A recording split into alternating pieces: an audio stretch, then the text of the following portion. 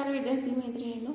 आपला जो सागरी प्रवाह आपण मागच्या तासाला सागरी प्रवाहाची निर्मिती कशी होते, त्याची कारणं काय आहे आणि ह्यांचं महत्त्व काय आहे बाबा, किंवा मानवी जीवनावरती ह्या सागरी प्रवाहांचा काय परिणाम होता, हे आपण अभ्यासलेलं आहे. एक रिव्हिजन म्हणून आपण परत एकदा थोडासा भाग पाहूया, म्हणजे जेणेकरून तुम्हाला अजून ही गोष्ट लक्षात येईल की आपण पाहिलं मागच्या तासाला की जे समुद्राच्या सानिध्यामध्ये असलेले प्रदेश आहेत तिथल्या हवामानावर ह्या सागरी प्रवाहांचा विशेष परिणाम आपल्याला जाणवतो. म्हणजे एखादा थंड प्रदेश असेल आणि या थंड प्रदेशाच्या किनारपट्टीजवळून जर एखादा उष्ण प्रवाह सागरी प्रवाह वाहत असेल तर तेथे हवामान कसं होतं, उबदार बनतं आणि काही प्रदेशामध्ये पावसाचं प्रमाण देखील वाढतं. आता उदाहरणार्थ इथं पश्चिम युरोप, दक्षिण अलास्का व जपानच्या किनाऱ्याजवळून वाहणाऱ्या उष्णता प्रवाहामुळे तिथली थंडीची तीव्रता कमी होऊन ती हवामान उबदार बनले आहे आणि त्यामुळं तिथली हिवाळ्यात बंदरंसुद्धा गोठत नाहीत.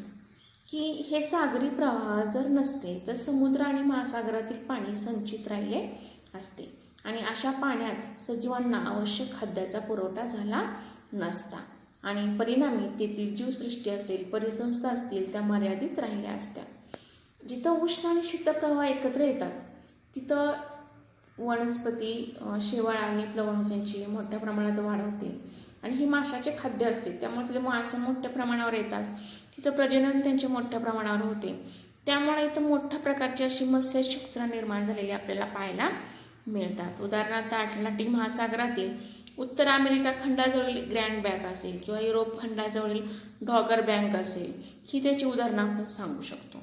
त्याचप्रमाणे उष्ण आणि शीत प्रवाह जिथे एकत्र येतात त्या भागामध्ये मात्र दाट धुके निर्माण झालेले आपल्याला पाहायला मिळते आणि असं धुकं जे आहे ते वाहतुकीमध्ये बाधा आणणारं असतं. की न्यूफाऊंडलँड हे जे बेट आहे इथं एक गल्फ नावाचा उष्ण प्रवाह आणि लॅब्राडॉर नावाचा शीत प्रवाह हे एकमेकांना मिळतात. लक्षात ठेवा, नावं गल्फ उष्ण प्रवाह आहे आणि लॅब्राडॉर शीत प्रवाह आहे. त्यामुळे तिथं काय होतं की दाट धुकं निर्माण होतं आणि मग शीत सागरी प्रवाहामुळे एक ध्रुवीय प्रदेशावरून मोठेच्या मोठे हिमनग असलेले वाहत येतात आणि असे हिमनग जर सागर वाहतूक मार्गावर आले तर ते जहाजांना फार धोकादायक ठरतात. आपण मागच्या वेळेस सांगितलं होतं जे टायटॅनिक जहाज आहे त्या अशाच पद्धतीच्या हिमकणांना थडकून त्याचा अंत झालेला आहे. सागरी प्रवाह जलवाहतूकच्या दृष्टीने फार महत्त्वाचे असतात.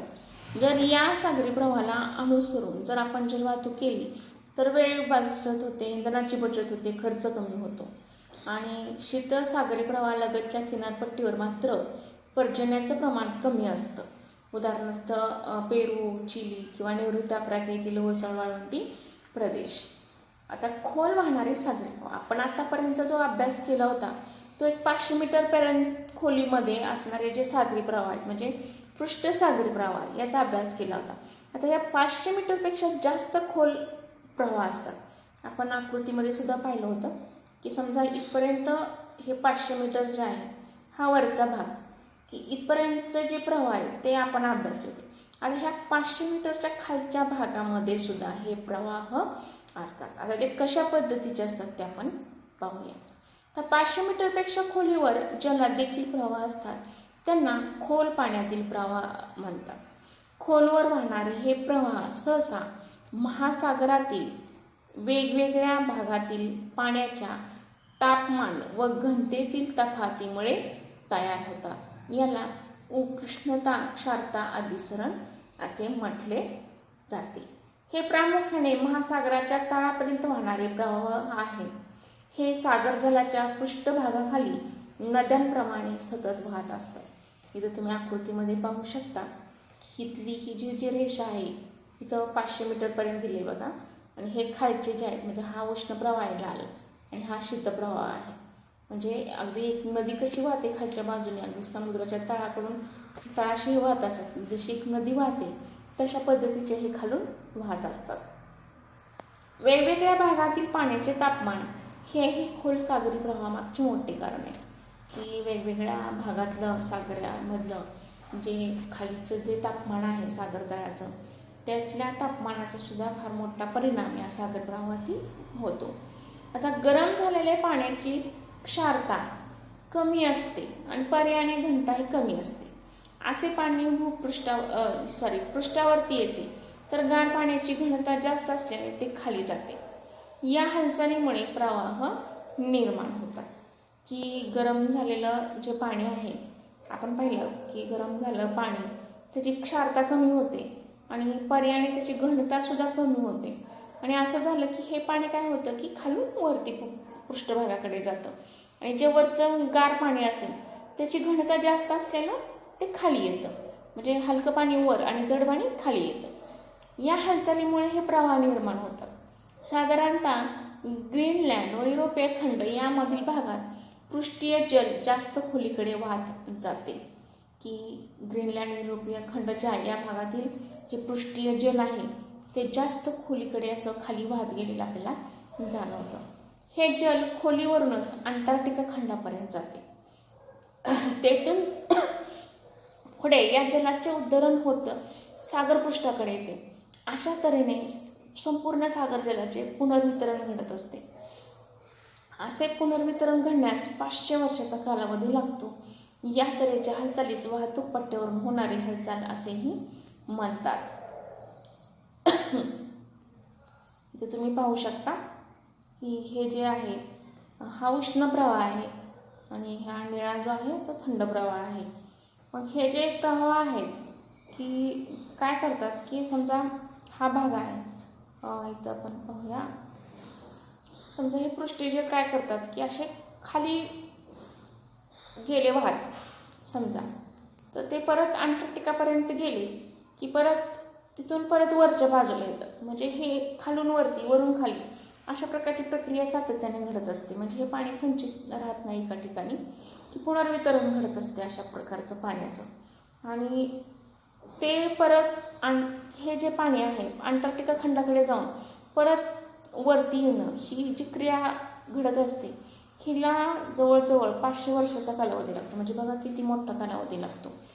आता ह्या सागरी प्रवाहाचे महत्त्व काय आहे बाबा, तर उष्णता व क्षारता यांनी प्रेरित झालेल्या अभिसरणामुळे सागर जलाची प्रचंड मोठ्या प्रमाणात हालचाल होत असते.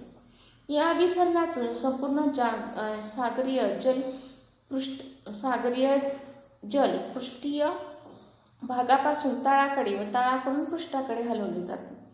की हे जे उष्णता आणि क्षारता याच्यामुळं हे प्रेरित झालेले अभिसरणामुळे सागर जलाची मोठ्या प्रमाणावरती हालचाल होते आणि या अभिसरणातून हे संपूर्ण सागरी जल पृष्ठीय भागाकडून तळभागाकडे, तळाकडून परत पृष्ठभागाकडे हलवले जाते.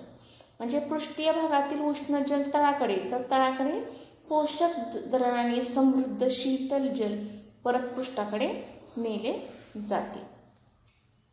अटलांटिक महासागरातील सर्गासो समुद्र हे एक सागरी प्रवाहाच्या चक्रीय प्रतिबंधामुळे तयार झालेला भाग आहे.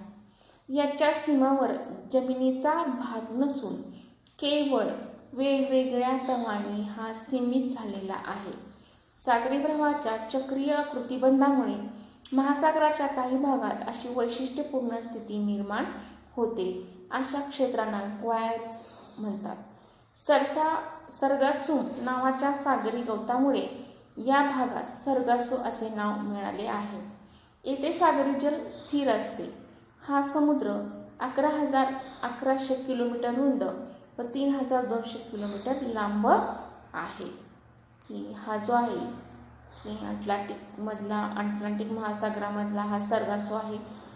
की इथं जो भाग तयार झालेला आहे की इथं भूपृष्ठाची सीमा नाही आहे, एक वेगवेगळ्या प्रवाहाने असा सीमित झालेला हा भाग आहे. की त्यामुळं तिथं अशा पद्धतीचा प्रवाह तयार होतात. हे नेहमी लक्षात ठेवा. सागरी प्रवाह किनाऱ्याच्या अगदी जवळून वाहत नाहीत. साधारणतः त्या समुद्रपोट जमिनीच्या अर्धसीमेजवळून वाहत असतात. जी आपण पाहिली होती मागच्या आकृतीमध्ये की इथं भूखंड मंच, नंतर ही अशी एक सीमा पाहिली होती. इथं आपण पाहिलं होतं मागच्या वेळेस त्या अर्धसीमेजवळ, म्हणजे इथं भूखंड मंच, इथं सुद्धा सागराचं पाणी म्हणजे लगेच किनाऱ्याजवळून हे प्रवाह वाहत नाहीत. ही भूखंड सीमा असेल, हा खान उतार आणि ही भूखंडाची जी सीमा मानली जाते अर्धसीमा, की आपण समुद्रगुळ म्हणतो जमीन, तिथं समुद्रगुळ जमिनीचा भाग, ह्या हद्दसीमेवरून हे प्रवाह वाहत असतात. सागरी प्रवाहाचा वेग जरी कमी असला तरी त्याबरोबर वाहून नेले जाणारे पाणी प्रचंड प्रमाणात असते. जरी हा सागरी प्रवाहाचा वेग आपल्याला कमी जाणवत असला तरी त्याच्याबरोबर वाहून नेणारे जे पाणी असतं ते फार मोठ्या प्रमाणामध्ये असते. पश्चिम वाऱ्याच्या प्रभावाखाली म्हणजेच मध्य अक्षवृत्ताच्या आसपास सागरी प्रवाह पश्चिमेकडून पूर्वेकडे वाहतात, मात्र विषुववृत्तीय प्रवाह पूर्वेकडून पश्चिमेकडे वाहतात. म्हणजे पश्चिम वाऱ्याच्या प्रभावाखाली म्हणजेच मध्य अक्षवृत्ताच्या आसपास म्हणजे सागरी प्रवाह जे आहेत ते पश्चिमेकडून पूर्वेकडे वाहतात, मात्र विषुववृत्तीय प्रवाह जे आहेत ते पूर्वेकडून पश्चिमेकडे वाहतात. की त्यामुळं सागरी प्रवाहांची एक चक्राकार आकृतिबंध तयार होते. आपण मग शिकलो होतो घड्याळाच्या दिशेने आणि घड्याळाच्या विरुद्ध दिशेने अशा पद्धतीचे हे चक्राकार प्रवाह तयार होतात. तर आता हे प्रश्न तुम्ही सोडवायचे आहेत सगळे. आणि उद्याच्या आता आपला हा व्हिडिओ झाल्यानंतर एक टेस्ट आहे, ती टेस्ट सोडवायची आहे. एक 10 मार्काची टेस्ट असणार आहे. तर सगळ्यांनी काळजीपूर्वक अभ्यास करा आणि टेस्ट सोडवत चला. तर आज आपण इथेच थांबूया. धन्यवाद.